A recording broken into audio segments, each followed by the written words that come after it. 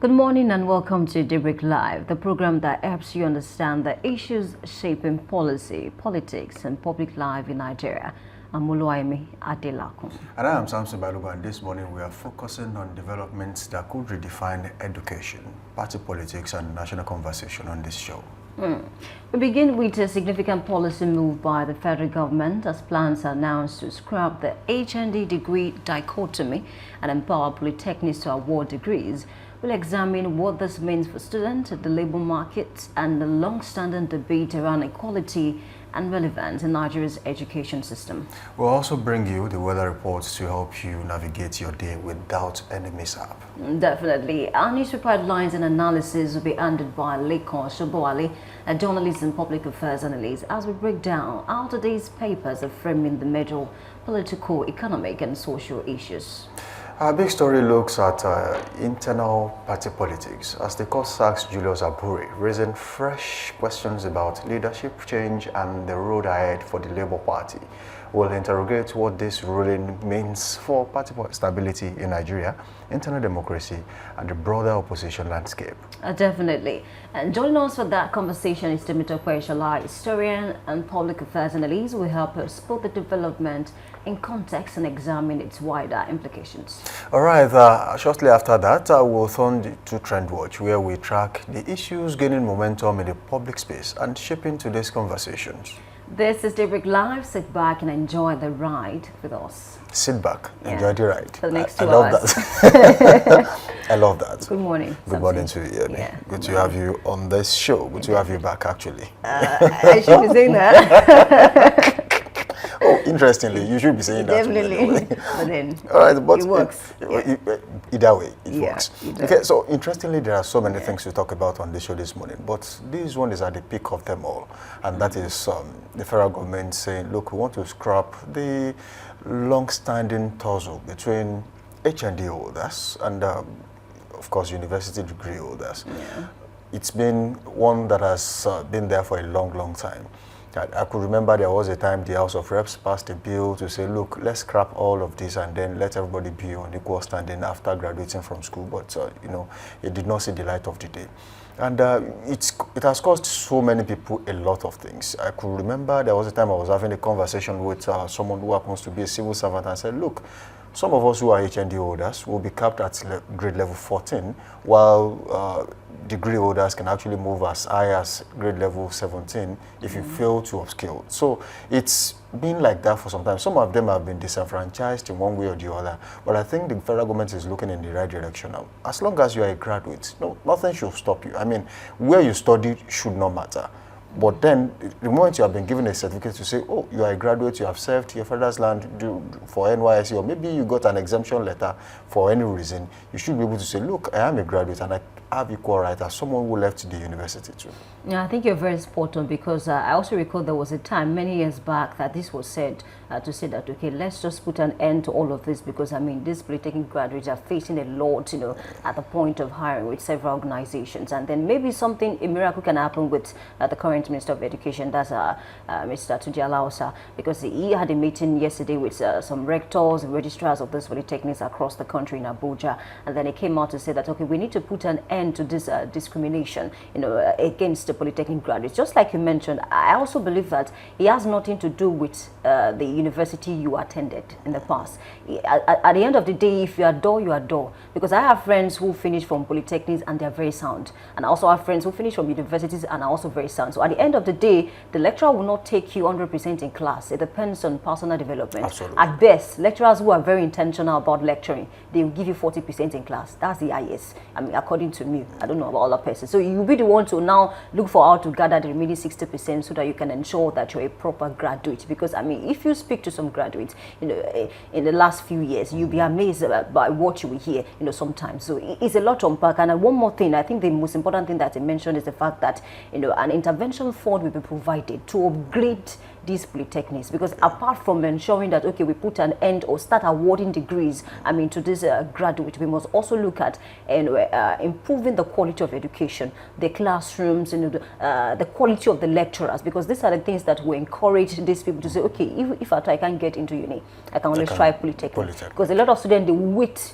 in the house for years because They don't have Who wants admission to go to a university? because they want to go to, and then you are wasting time. But then why can't you just start? That's what they advise some persons. Start with ND first, and then you can move to maybe direct entry much later. Exactly, and then you can move to then. And another thing that we also look at is the fact that some of these polytechnic graduates, when it comes to NYSC, they suffer a lot. There was a particular complaint around 2023. Hundreds of polytechnic graduates, had to protest because why? They got to camp and then they were unable to register them properly because of one issue or the other that was traced back to the polytechnic where they graduated from. Some certain polytechnics in this country, they introduce what we call DPP, daily part-time program. Yes, they go to class in the morning with the other students, but then when it comes to issue of NYSC, they will have to spend more, they will have to go through one process or the other, unlike the full-time students. These are the things we should begin to look at. At the end of the day, they have what it takes. They are brilliant. I tell you, if you go to one of the most expensive universities in Nigeria and you are not ready to be serious academically, you graduate too. At the end of the day, it depends on you. It depends on you. It's not about really the institution. Honestly, the institution is an addition. Especially when it comes to the atmosphere, the environment, all of these things contribute to how well you do, how well you perform in class. That's why I say we need to upgrade the environment. You notice some institutions whereby some students will have to stand in class. Because why? Some of them will have to wake up as early as 5 a.m. because they want to secure a seat. If you don't get to class before 7, there's no seat for you. So these are the issues, honestly. And I just hope that the minister will address these things here. Well, the challenge did not really originate from these schools. It originates from the government. Because I think in some schools, probably some schools were given more attention than the others. And, there has always been intervention funds. We have always had... there's this particular counterpart funding. The school gets some by getting school fees and some other fees from the students, and also the government drops a certain part, which most likely has to be the larger one. And some schools get more than the others. And I think there should be a level playing field between universities and polytechnics, just like you said that there will be intervention funds to upgrade the schools. We have seen situations where students will go to school and then the lecturer won't even show up because they are busy doing other things. I think another thing is to get more lecturers. At the end of the day, just like you said, it's not really about the school. Sometimes, yes, we know that there are some schools which, just like the Ivy League schools, abroad, they are like that in Nigeria. There used to be a time in Ibadan where there are some secondary schools where they are the top 7. Okay, just like Loyola College, Government College, Akpata Ibadan, some other schools like that, where students would want to get there at all costs. At the end of the day, it's your brilliance that will keep you there. Also, that should be the case with other institutions, especially when we talk about universities and polytechnics. Yes, you can get into them, but your quality of understanding when you are being taught depends on how much of the zeal you have within you to say, look, I want to get this done. So even if you are from OAU, you are from the University of Ibadan, if you are not determined to be brilliant, to get things done yourself, it still doesn't matter. I mean, we've seen people get out of University of Ibadan, you can really say, oh, they are excellent. And Polytechnic Ibadan and other polytechnic schools, you say, oh, look, this is a top-notch student. So aside from that, after school, we have seen a lot of situations where, especially, I also had a conversation with someone with the NSCDC and said, look, it was a struggle for some time where some people who had HND, they are capped somewhere. You cannot, there's this stalled growth within the system because you are HND students. And after that, you see people who left the university with degree, it's quite easy for them to navigate the system because of what they carry, the certificate they carry. And eventually, I think that has been sorted out. There was a ministry, I think that was the Ministry of Interior a few years ago, internally. Just that ministry dropped the HND degree dichotomy, and it's been working fine within that ministry. So if it can be spread across all ministries, MDs, parastatals, I think that will help so many people who have been stuck for a long time in grade level 14. They can't really move past that. And I think it is really painful when you know that you put in as much effort as someone that went into a university. So that will really help some people who are really, just like you said, not interested in going to polytechnics because they feel like, oh, I think I want to go to university. I know of a friend that eventually did not study, did not go past secondary school just because he was always waiting to go into the university. And unfortunately for him, he had an admission into polytechnics a couple of times. There used to be a time where there's nothing like when Polyjam was scrapped, where you have to write your JAMB, and after JAMB, if you can get it into a university and your score comes out, you know, schools will send you admission letters and say, look, you have qualified to be in our institution. He would always turn that down because he wants to go to a university. Until today, that has been the case. So now if this is happening during that time, I think we would have loved to go to a polytechnic knowing that, oh, eventually I'm coming out with a degree. So that should be done. And also funds, grants for research purposes in schools. I think we are getting it all wrong in Nigeria, especially in Africa. Some of these lecturers who are actually, you know, into all of this would have to rely on foreign grants, foreign aids, just to get things done. And I think if the federal government look into that direction, some lecturers will have to upgrade. Of course, they know exactly what to do, but because they do not have what it takes to do it right here, that's why we see a lot of them running out of Nigeria. Any slight opportunity, they are out. And they are not ashamed of it because they know that there will be betterment of livelihood once they get out of this country, regardless of what they do out there. Some left teaching jobs in Nigeria, and then they will become security operatives. No, it doesn't mean that becoming security operatives out there is lower than being a lecturer here in Nigeria. But the thing is, we need all of them in Nigeria because brain drain is one of the things that we have been fighting for a long time in all areas, even in the medical field. Doctors would want to leave Nigeria. I was talking to someone yesterday, and they said, look, I'm the only doctor left in this hospital, and by God's grace, by the middle of this year, I'm leaving Nigeria. What will happen to such hospital? I mean, it's becoming more, it's becoming alarming. That's the problem. That's what we're facing. So if we can all look into this direction, government has a lot to do. It's not like, I think a leader once said, the problem of Nigeria is not really about money. It's about how to spend it. And I think that's still the case. Nigeria is rich, but the people at the corridor of power will always make it seem like Nigeria is poor as a country. We are not poor. We are not paupers. Nigerians should not be sent out of this country just to become what they don't want to be. There are several professions out there that can really be fixed and people can actually slot into perfectly. Let's make sure that all those areas are being attended to promptly. Funds are being, channeled towards those areas so that we keep the best hands within Nigeria, and the best hands will teach the next set of hands that will actually take over from them when the time comes.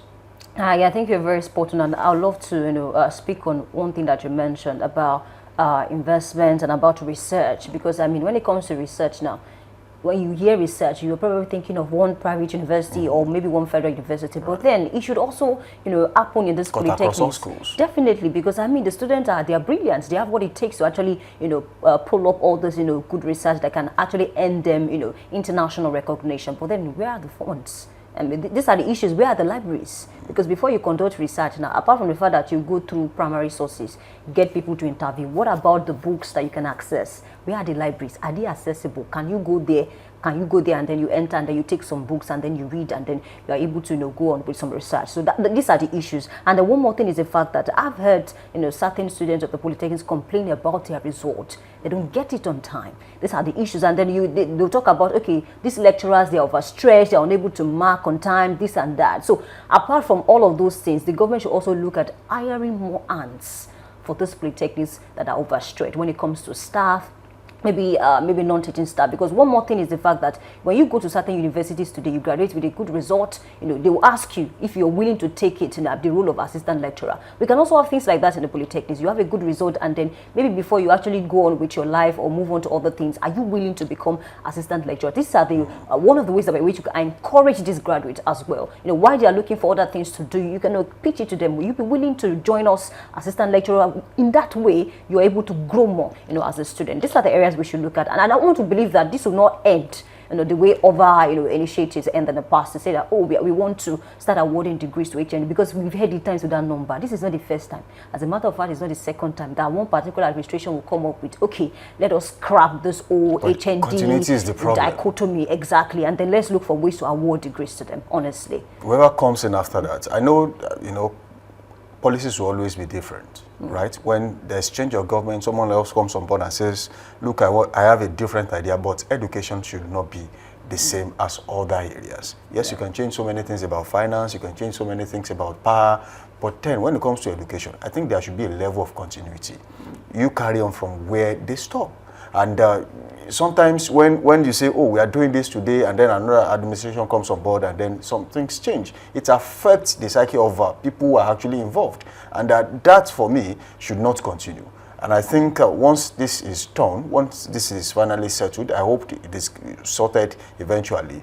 I think the next administration should also, key into that, because we might just see a radical, person at the corridor part and say, look, whatever it is you have done, we are cancelling now. We are going back to status quo, and I think that would be a major problem. Yeah. People might even protest that. Like stopping the intervention fund. These are the issues. These are the issues, exactly. Because we have seen, just like the current issue between the Johnson, ASU, and some other, associations like and that, of course, fighting recently, for agreement that has been there for a long time. So if you make an agreement with these unions, the most important thing is to fulfill them as soon as possible. Because once you leave it there, someone else comes aboard and just puts it under the carpet and doesn't care about what you discuss with them. He wants a new conversation, and that might not really get to that stage where they say, oh, we have reached a compromise. But there should be continuity, especially when it comes to promises made to associations. I just want to speak on the student who protested recently,